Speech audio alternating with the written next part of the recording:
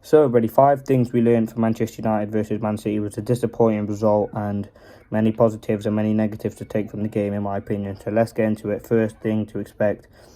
First thing we learned: Manchester City are ruthless. Yes, they only scored 3 goals. There could have been 4, 5, 6. I think we did defend it well at aspects in the game defensively, but we knew they were going to cause problems. They absolutely played with us with the ball, just zipping it about, and that did tactically tire us. I think we were struggling to drift across in some moments of the game, and that's what Manchester City do. They probably knew that Manchester United were going to set down in a low block defensively, and they did try and exploit that at times. There were moments for them on the counter attack where they could have scored, but ultimately they used the probingness of De Bruyne, Foden, and Haaland to get the goals that they did, and they were very, very, very well worked goals. Particularly that Foden one, he just a moment of brilliance. The second Foden one, a 1-2 round Casemiro, got him behind at that left hand side, scored a wonderful goal. Now, we expected City to be ruthless.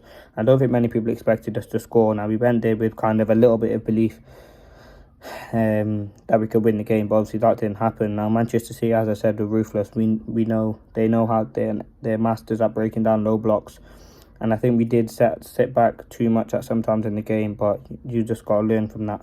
The second thing we learned: Ten Hag got it wrong again. I think, yes, you can say his subs are limited, but I think the way that he went into the game in the first half, I think the first half was alright, to be fair. I think we kind of got up the pitch, we pressed them, then we kind of used all that energy in the last moment in the second half. I think that's where they carved us open.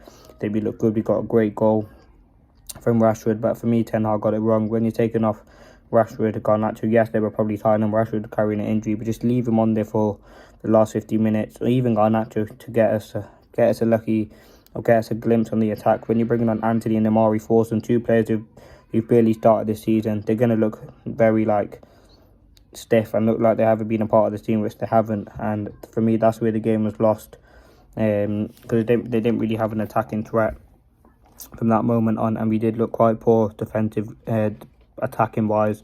I think, as I said, the formation we set up with was probably the best we could have done with the injuries.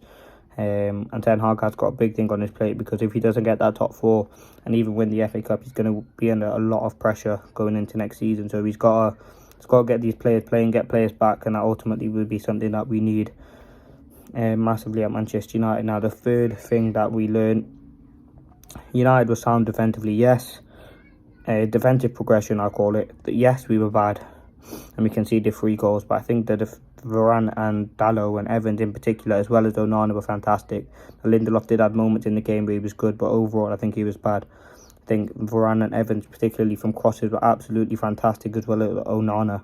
From corners, we were picking it up, getting rid of it, and I think Onana kind of set the tempo of the game. He was really, really good today.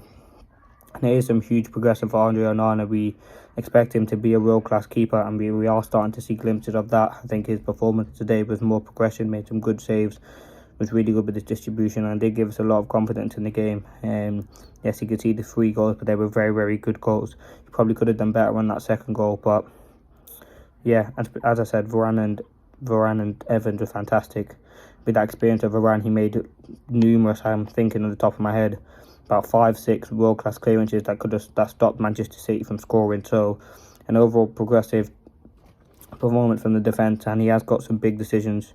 He's also got some big decisions to make on what happened with Rafael Varane, because for me, he's a fantastic player, and with him being out of contract, they have got a huge decision to make, whether they do take that risk to keep him, or do they sell him. And now Dalot as well, for me, he was really, really good. When you look at Dalot's performance today, I don't think Doku got too much out of him. I think he was pretty sound defensively, and when he got and at that right back, he didn't really have too many moments to attack. Other than that, he looked really, really good, and I think Dalot is slowly progressing. I think, as I said, didn't really get too much time to get up the pitch. Was sound defensively, good in 1v1 duels, teamed up with Garnacho really well, and I think he was sound defensively again today. Now, Lindelof, if you look at him from the defensive perspective, for me, was not good enough today. Got skinned by Foden, and we know he's not been good at that left back role, so I don't know why Ten Hag continues to play him there, but we just got to see what happens with that. Now, the fourth thing that we learned: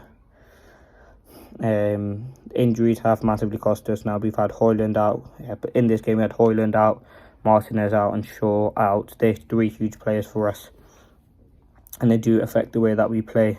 And yeah, that was a huge concern and worry for us going into the game with the injuries that we had.